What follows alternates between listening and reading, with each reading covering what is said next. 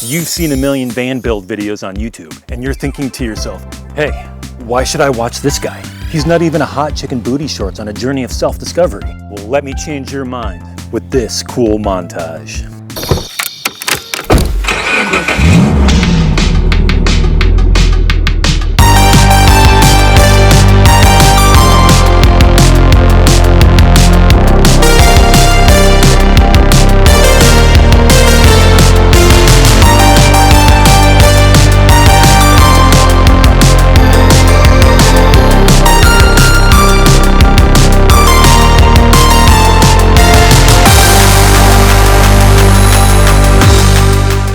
So right off the bat, I knew I wanted a van I could stand up in, and that had enough room to store all of my worldly possessions. After doing weeks of research, I realized that was wildly unreasonable for my budget. So I ended up buying this used plumber's van I found on Craigslist. It's a short top E250 Econoline with plenty of rust.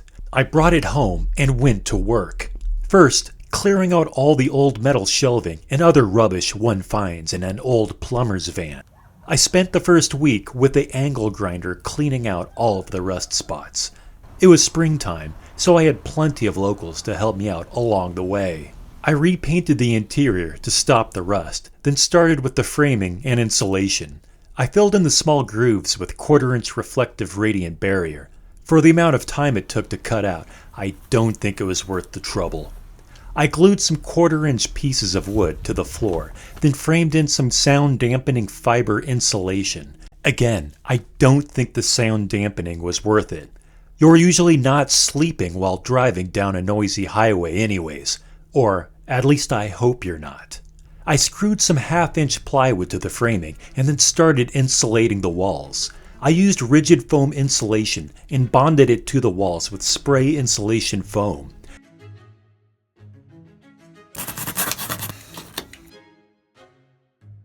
I roughed out the wiring I would need for later and finished the walls with some 1/4-inch birch plywood screwed directly to the van with some self-tapping screws. I made curved covers for the wheel wells, which turned out to be a fool's errand. It's covered by the bed and adds no structural value.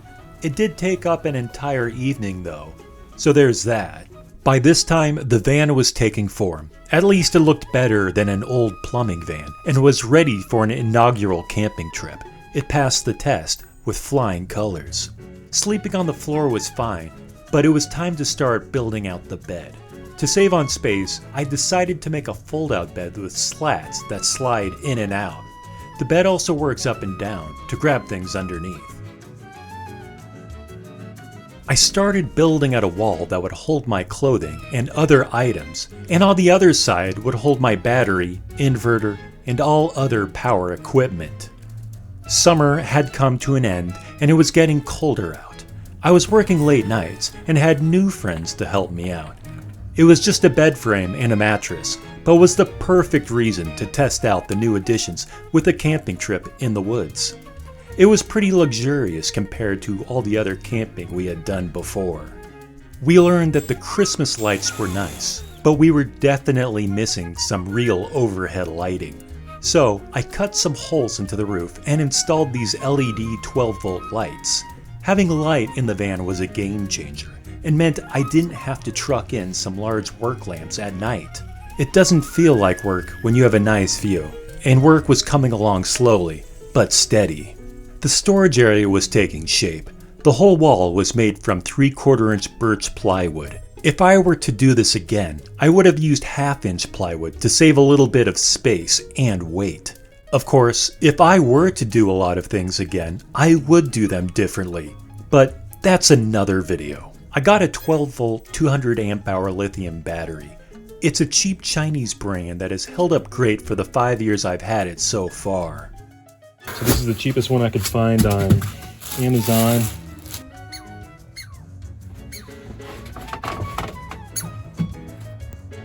I worked far into the night, but finally having light would make it much easier. I wired up a Renovating DC to DC charger and solar controller unit. This made it possible to charge my house battery straight from the van's alternator.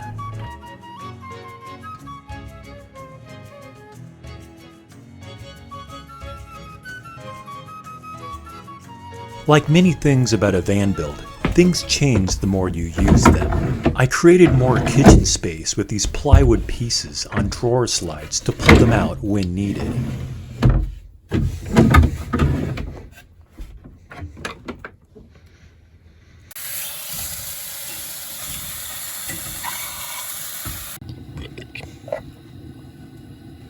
With enough blankets, the van was warm enough through the winter, but a diesel heater made things even nicer. This is a cheap Chinese knockoff I bought off of Amazon. I've had a few problems throughout the past few years, but nothing that can't be fixed within an hour or so. For the price, it was well worth it. The dry air makes the van nice and cozy on a cold, rainy night. Up to this point, the mattress had been laying awkwardly on the pull-out bed frame, so I cut the mattress up with a serrated knife and turned it into 3 pieces. I got some help from my mom, and she sewed up mattress covers made out of stain and water-resistant material called Sunbrella. The van was becoming increasingly more comfortable at an alarming rate. Ew, I licked your camera. You don't know where that camera's been either. Oh. Chili? Oh, damn. What do you want, Mr. Quay? All of the electrical was running on 12 volts still, which is fine for most things I use, but for water heaters and induction stoves, you'll need an inverter. I installed this Renovating 2000 watt inverter with only minimal amount of trouble. So, it was back to the electrical cupboard, or rat's nest, as I affectionately refer to it as. I was worried about running a propane stove in the van, for both safety and health reasons. So after installing the inverter, I was able to install an induction stove to mitigate some of these concerns.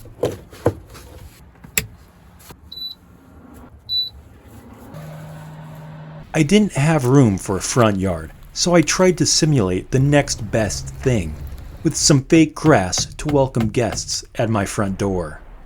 We were doing a lot of cooking in the van, so I made some cutting boards.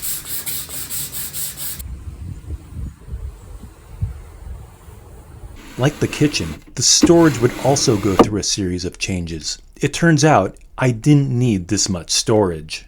The next logical step in a van build is to cut a large hole into the roof of your van. I installed a max air fan to get some airflow, which helps with condensation while cooking. Finding the right location can be a pain, depending on the slope and indents of your roof. Just make sure to use plenty of butyl tape and caulking.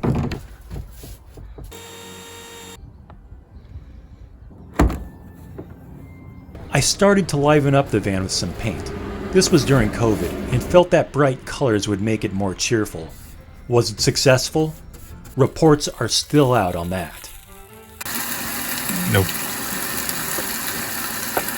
A solar panel bolted to the roof completes the mandatory checklist for true van builds.